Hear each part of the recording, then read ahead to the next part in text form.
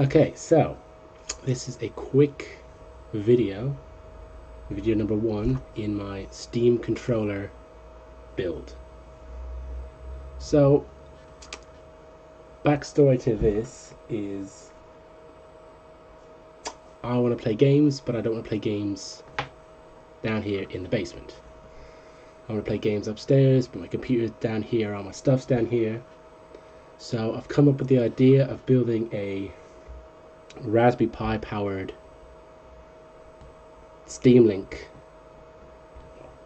portable Steam Link controller. So it's have a Raspberry Pi in it, it's going to have an LCD display in it, speakers, battery, all that type of stuff. Going to try and run it on Wi-Fi, but I'm also put network connection there just to see if I can help it. And yeah, essentially it's going to be sit on the couch, boop boop boop boop boop, away I go. So where I've got so far is I've still ordered a lot of stuff that's all still coming from China, but I'm just giving you an update on what I've done. So this is a pretty cheap 7-inch LCD screen I bought off eBay. It was about £26. It's now gone to about 30 quid. It's got touchscreen. It's basically a screen. It's an OLED screen, and it's pretty decent. It's 1024 by 600, I believe. Yeah, 1024 by 600.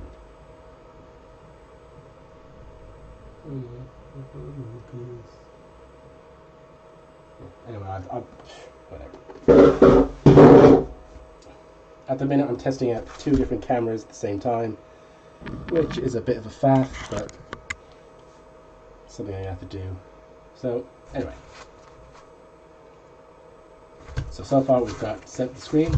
We've got Raspberry Pi 3, which I've modified. So I've taken the USB headers out and the network connector out and the GPIO pins, just to make it as slim as possible. So it does go into the case.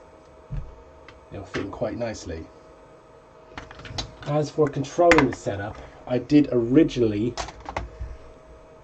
wherever it is, build an Arduino controller.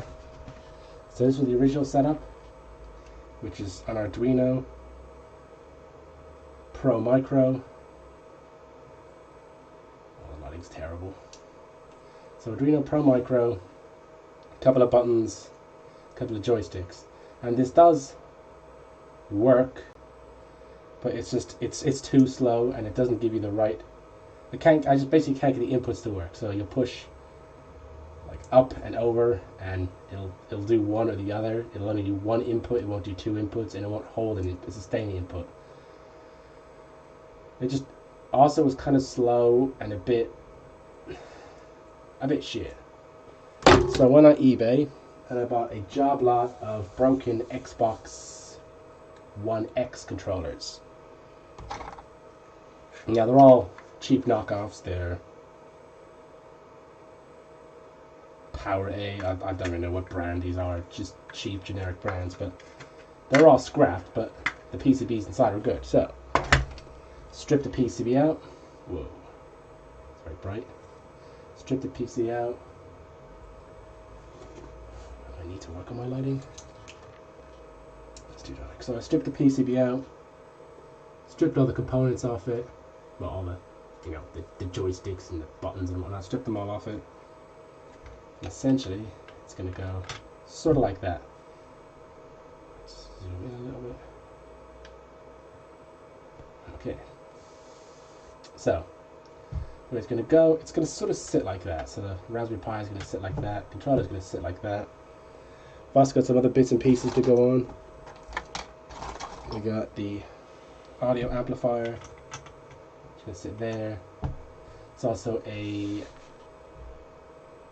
fastest USB Wi-Fi I could find, which isn't here yet, but it'll sit sort of roughly there. And all these will be stripped down to as small as I can. So I'll strip this out, swap it out. Once the proper Wi-Fi comes, I'll strip off its casing and solder it directly to the USB pins. All of that is going to be mounted on a 3D printed plate. At the minute, this is just was the prototype plate, but I've moved stuff around. I think it was sort of originally going to be like that, but I've changed stuff around a little bit. So I'll need to print a new one of these, which I'll show you on the computer. So, heading back over to the computer. Boom. So, in Fusion 360, what I've done is I've done a mock-up of all the different boards that are going to be in it. So, let's just switch some stuff off and start from scratch.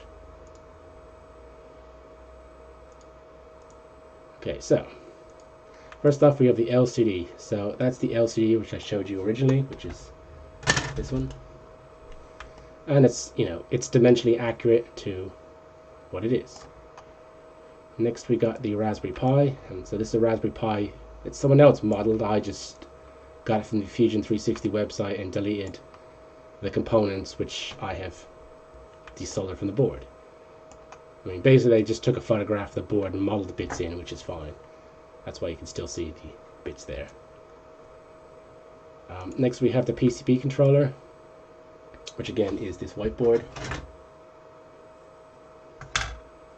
Which again, I didn't model in every single component. I basically just did the highest two components, which is the crystal and the USB connector, which is fine.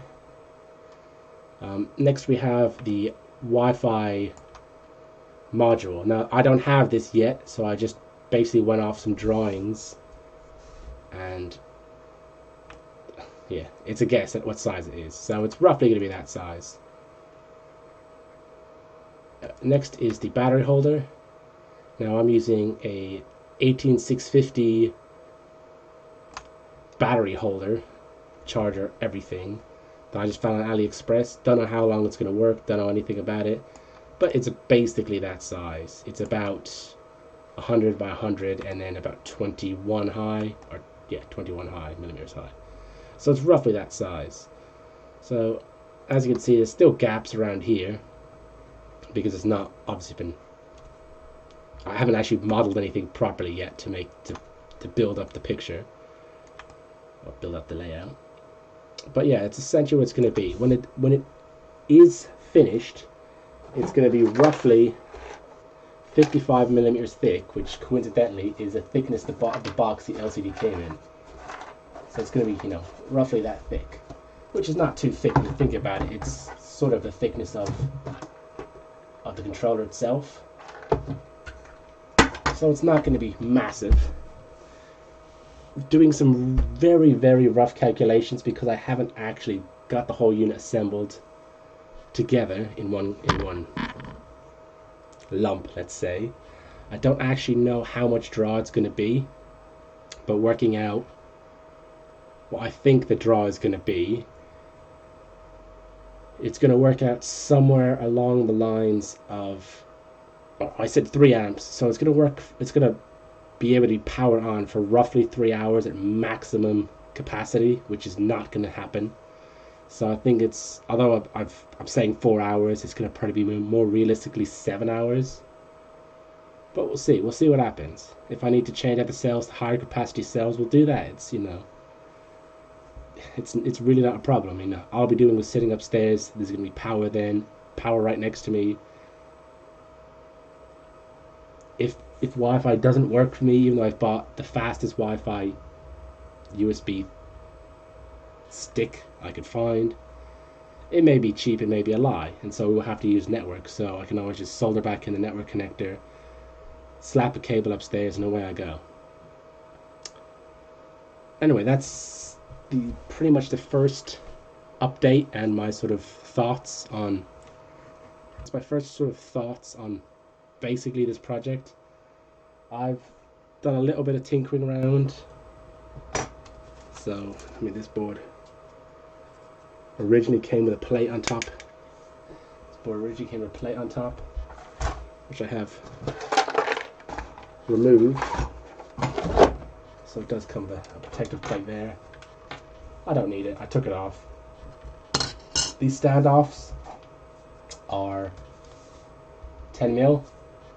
but I've made a little jig to modify them from 10mm to 9mm. Because if I get them down to 9mm, basically they'll line up with these other ones, so it'll be flat. So I've made a little, so this is the one I've modified, and I don't know where my jig is. Way to be prepared. Oh, it's right in front of me. So yeah, I basically made this jig on my 3D printer. So what you do, you take one of these, you push it into the hole, you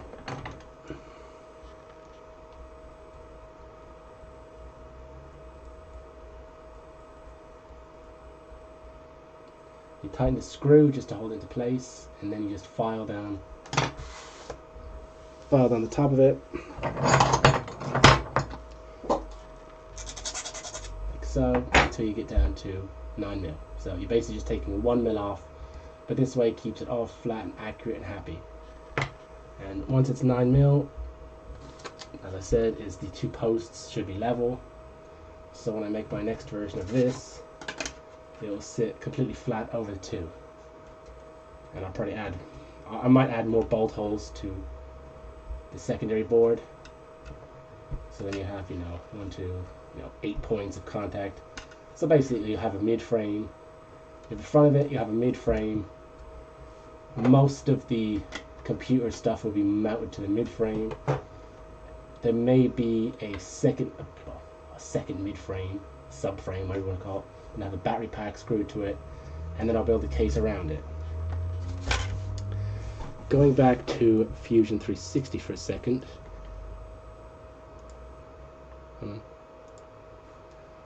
I have actually, where are we? Canvases. So this is basically just pictures of an Xbox controller that I split in half and stuck there. So that's kind of how it's gonna look, roughly. Obviously there's a massive distance between, why is the mouse in the wrong place? Oh, that's weird. So obviously a massive difference in where the controllers sort of meet the body.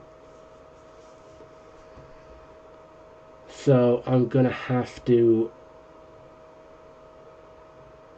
change the shape of the controllers so it's more of a gradual curve. It's not gonna be a straight, chunk to a controller. But again, that's part of the design work, which I can't do yet properly until I get more of the bits and pieces to confirm sizes, spacings, heights, all that type of stuff.